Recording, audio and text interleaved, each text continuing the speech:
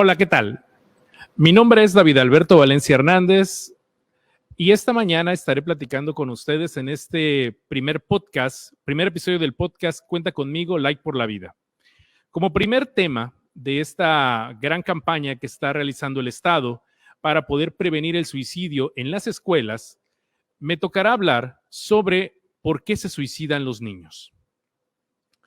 Quisiera decir que es un tema complejo, es una situación bastante difícil en ciertos momentos de cómo tocarlo o cómo poder desde cualquier escuela poder conversar sobre esta problemática. Debo de decir que el suicidio es la cuarta razón de muerte en poblaciones desde los 15 a los 19 años y cada año, y esto es interesante que este dato lo da la UNICEF, cada minuto 11 chicos fallecen, lo que quiere decir que tenemos 45,000 chicos que en edad de 10 a 19 años han tomado este camino.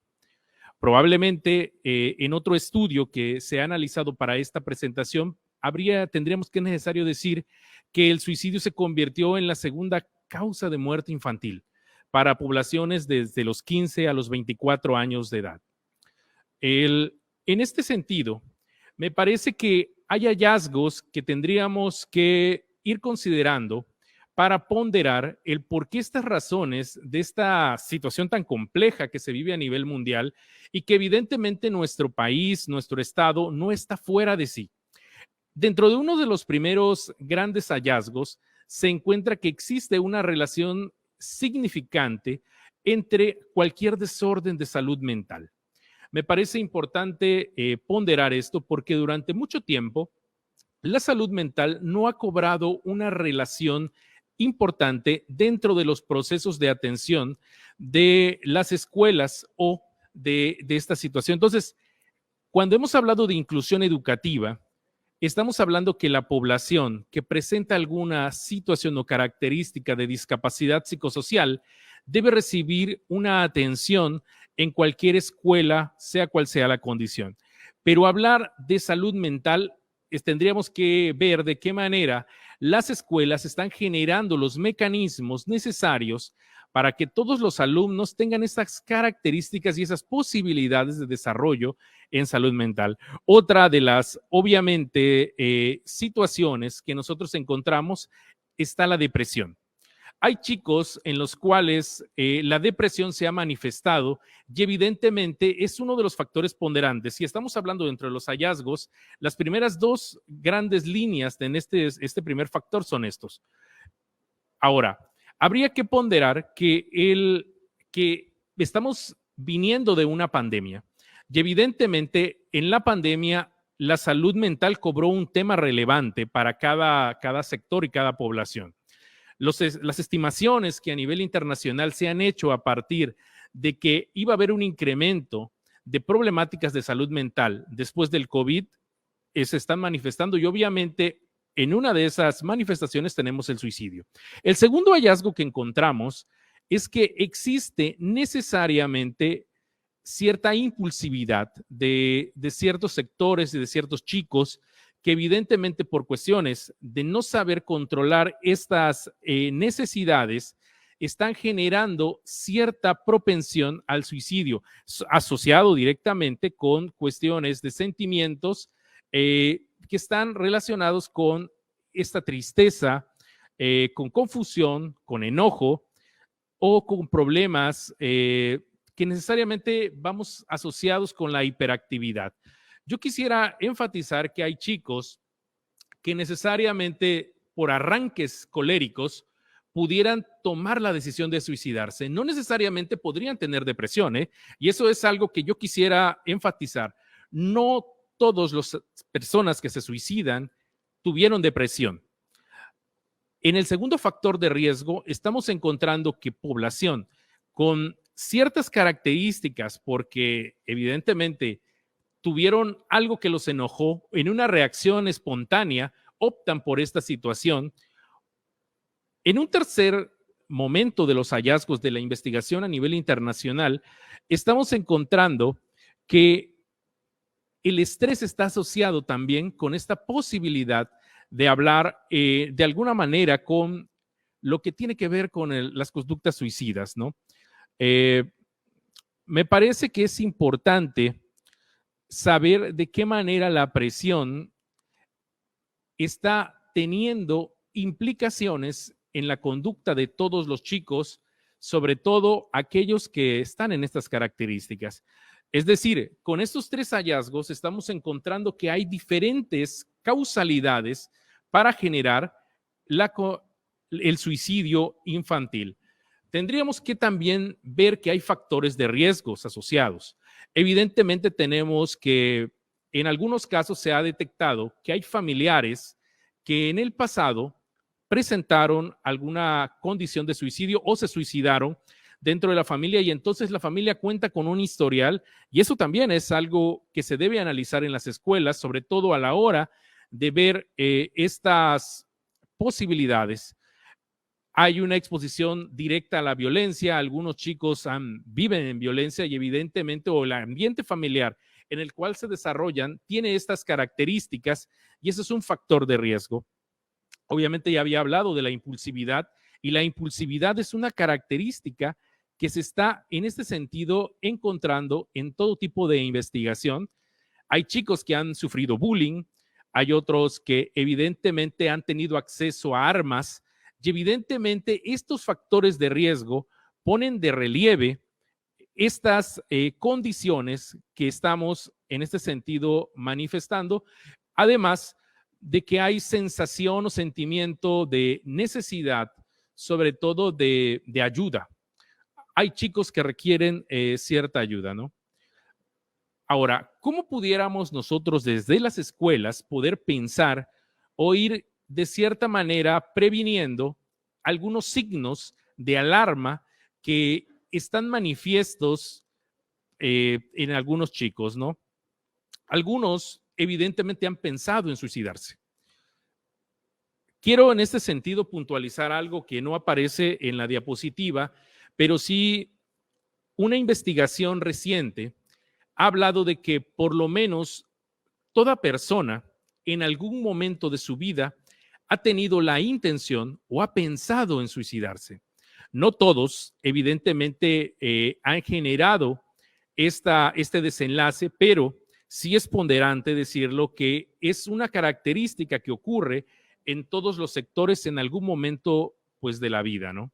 Siguiendo con esta línea de las diapositivas, sí me gustaría mencionar que estamos encontrando ciertos síntomas emocionales que la población evidentemente está presentando, como por ejemplo, ustedes van a notar que algún chico se fatiga, que de repente sus emociones van cambiando, presenta dolores de cabeza. Es decir, hay síntomas que tienen que ver con sus características personales.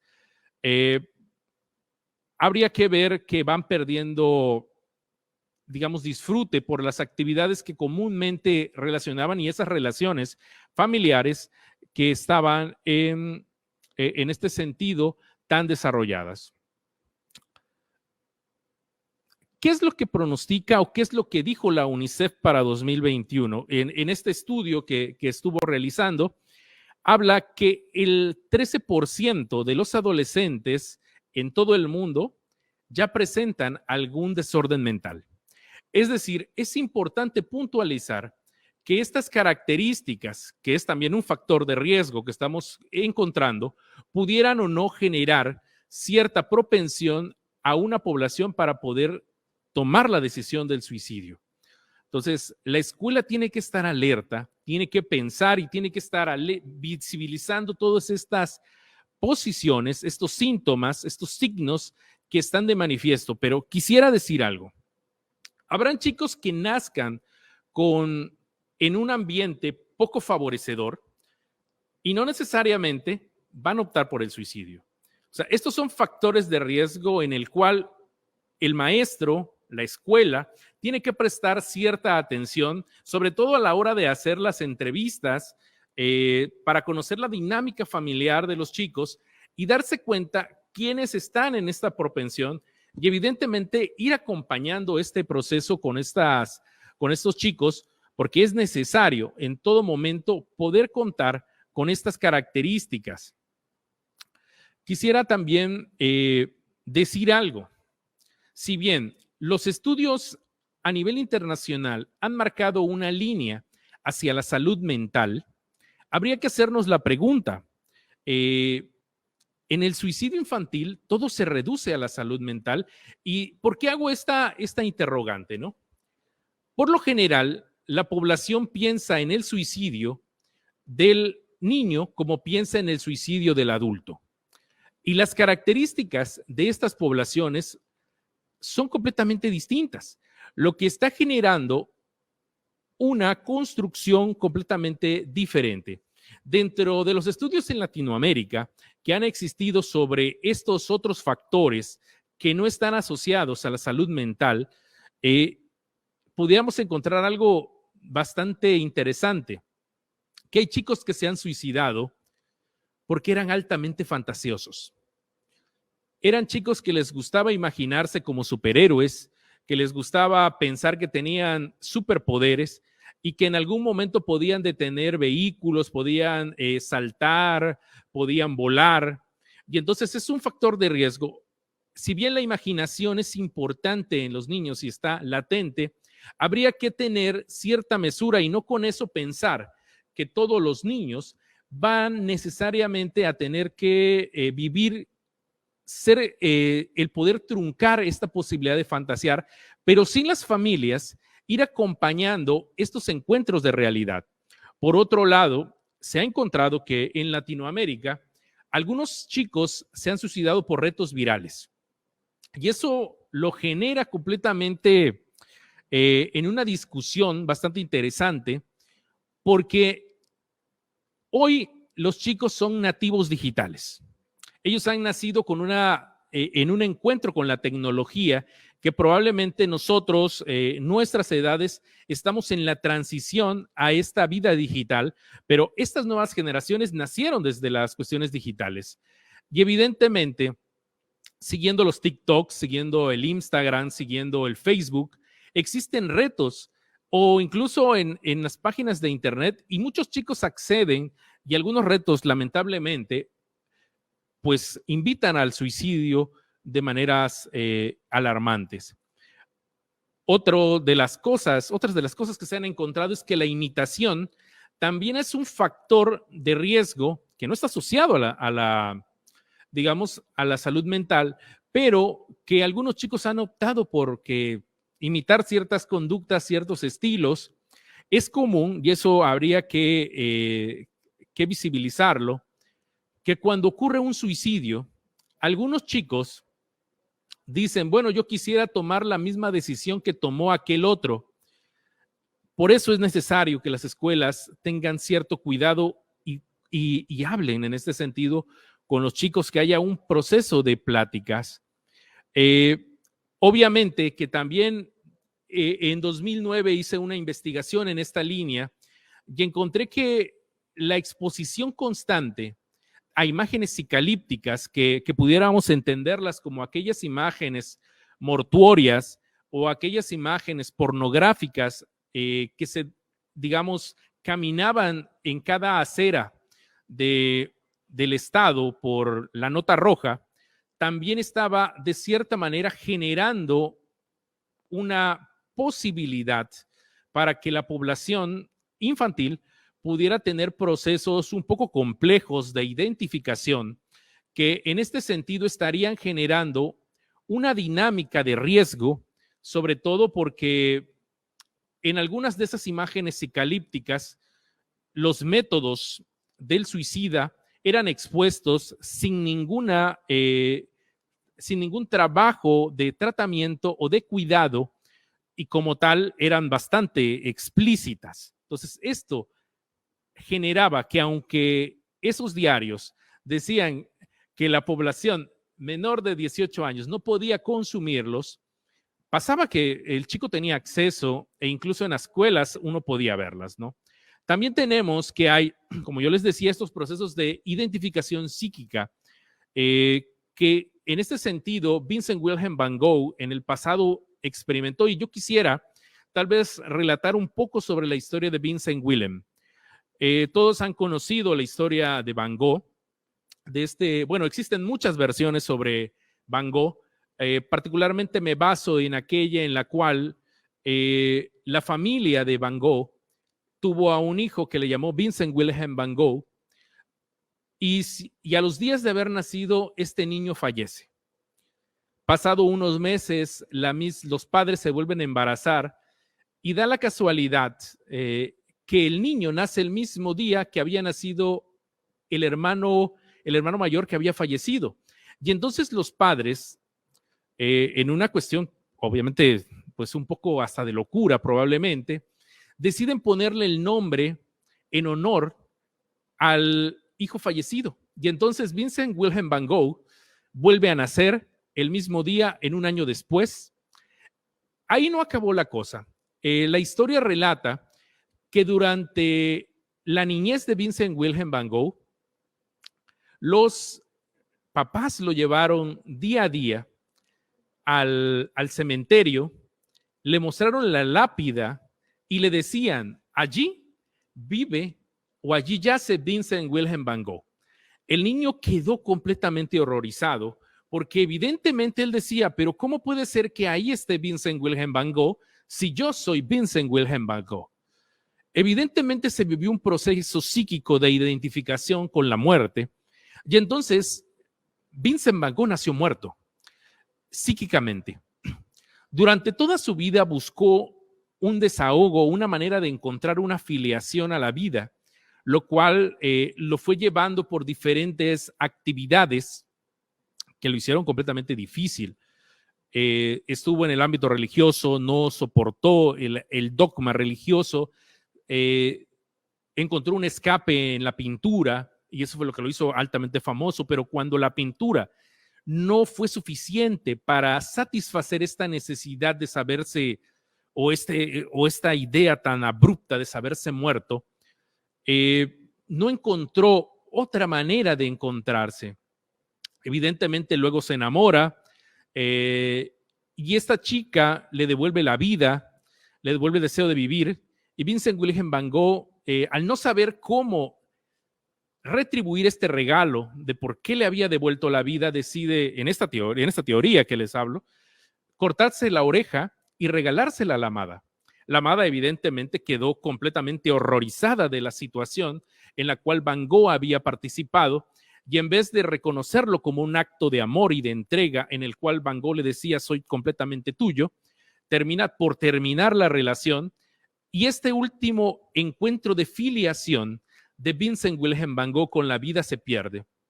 Estuvo muchos años posteriores tratando de encontrar alguna forma de poder vivir, y fue curioso el hecho de que cierto día se despierta, va a una armería en Holanda y compra un arma con la cual pues el vendedor le dice que se iba a salir de casa porque era altamente conocido Van Gogh. Él dice, sí, voy a cazar, ¿no? Ese día Vincent Wilhelm Van Gogh practica su suicidio y llama a su hermano.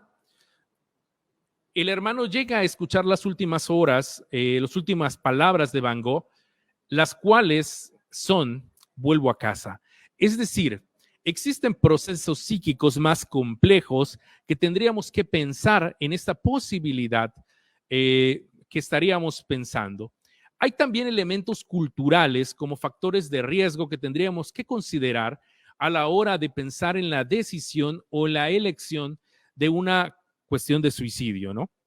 Yo quisiera en este sentido ser enfático que hay culturas, por ejemplo, como la japonesa o las orientales, específicamente incluso las afganas, en las cuales el suicidio cobra un sentido de heroísmo, y evidentemente la visión cultural sobre el suicidio va cambiando, y eso también es un factor de riesgo. Para nosotros, en nuestra cultura judeocristiana, evidentemente el suicidio es una falta, es vista desde una visión en la cual se está lacerando la vida, el regalo de la vida. Entonces, las cuestiones culturales también impactan en la forma en la cual se piensa o se ve el suicidio. Y también hay un último factor de riesgo que no está en la salud mental propiamente dicha, tiene que ver con estos grupos religiosos extremistas, en los cuales las personas muchas veces dicen, el día de hoy se practicará un suicidio colectivo para poderse conectar con la deidad y poder dar un tributo como tal. Evidentemente han habido en la historia muchas anécdotas en este sentido y hay que tener mucho cuidado y saber reconocer que hay factores de riesgo y la escuela tiene que platicar de esto con los chicos, con las familias, porque sí han habido sucesos bastante fatídicos por estos suicidios colectivos que se han manifestado y lamentablemente en muchos de ellos han habido niños. Ahora, como parte de estas conclusiones, de esta primer, pues no puedo decirle conferencia o espacio de compartir en este podcast, creo que es necesario volver a enfatizar esto. No se debe pensar el suicidio infantil como se piensa el suicidio en adultos. Es decir, no reduzcamos la problemática a la depresión. Evidentemente hay población que se suicida por depresión, pero hay otros factores como los que hoy he enunciado que están en este sentido jugando a la hora de decidir, pero quisiera también decir que al final de cuentas es una elección. El suicida elige matarse. Digamos que todas las cuestiones contextuales pudieran ser factores de riesgo, pero al final el sujeto es el que toma cualquier tipo de decisión, porque habrá gente que diga, pues yo nací y yo viví en factores similares y yo no me suicidé. Evidentemente eso es una elección lamentable, que eso es lo que tendríamos que considerar, pero sí tenemos que visibilizar estos otros factores. Ahora, ¿qué pasa con la COVID-19? La COVID-19 generó una realidad social que requiere de instituciones y programas que apoyen la salud mental.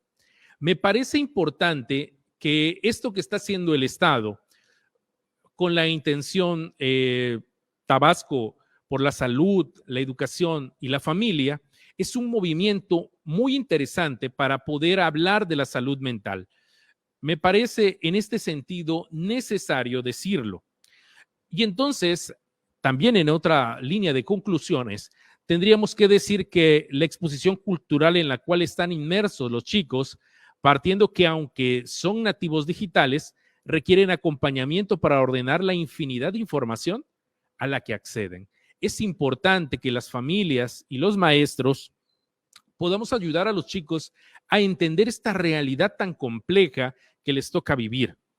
Es lamentable y es preocupante la cantidad de sitios de internet en el cual existen retos virales o existen páginas donde existe el suicidio. La gente promueve suicidarse en vivo con diferentes líneas como podcast y evidentemente las familias tendrán en este sentido que tener un acercamiento y un conocimiento de lo que está pasando. ¿A qué contenidos accede su hijo en el internet? Entonces, es necesario tener esta vigilancia con los chicos porque uno dirá, bueno, esto solamente le pasa a los adolescentes, pero hoy en día los niños menores, hasta de edad preescolar, tienen acceso a una infinidad de información por las redes sociales. Es decir, que la protección debe estar desde muy temprana edad y tenemos que estar muy abiertos. Pudiéramos pensar que en algunas escuelas, por la complejidad cultural o geográfica en la cual están ubicadas, ese tipo de problemáticas no existen. Yo quisiera decirles que hoy en día el Internet es global. Aunque probablemente no haya Internet por telefonía móvil, existen Internet locales en ciertas comunidades de difícil acceso y la gente tiene acceso al Internet. Y entonces la escuela tiene que pensar que no porque está en una zona marginal, los chicos no tienen acceso a contenidos de este tipo de Internet. El Internet está llegando a todas las comunidades. Probablemente no la telefonía móvil, pero sí el Internet. Y entonces la escuela tiene que ver que este es un factor de riesgo y que tiene que tener una visión de cómo acompañar a estos chicos en este descubrimiento. Quisiera decir también que otra conclusión en la cual yo quisiera poder decir es que hay que respetar a la familia de los suicidas. Muchas veces la gente culpa a la familia del suicidio de cualquier persona. No entendemos toda la complejidad emocional que estas familias viven. Históricamente, cuando uno revisa cómo eran tratados los suicidas en diferentes épocas, encontramos que en la Edad Media, por ejemplo, los suicidas no eran enterrados en panteones o en campos santos, sino que ellos eran colocados en los cruces de los caminos con la intención de que en algún momento se pudieran purificar, y las familias de estos, que es un dato curioso, tampoco tenían acceso a la hora de morir a ir a un panteón o ser enterrados en un camposanto, sino pasado ciertas cantidad de generaciones podían expiar su culpa. Hoy en día, estas familias viven un dolor exponencial porque el suicidio ya no es una práctica privada, ha pasado a lo público. Es decir, la nota roja y diferentes elementos que pudieran estar mostrando sin pudor al muerto hacen una exposición del dolor de las familias. Y evidentemente tenemos que pensar que hay que ser respetuosos y buscar mecanismos para acompañar el dolor de las familias. Sobre estos mecanismos me gustaría poder conversar en el siguiente episodio de este podcast. De antemano, agradezco a la Secretaría de Educación la oportunidad de poder conversar con ustedes. Muchísimas gracias.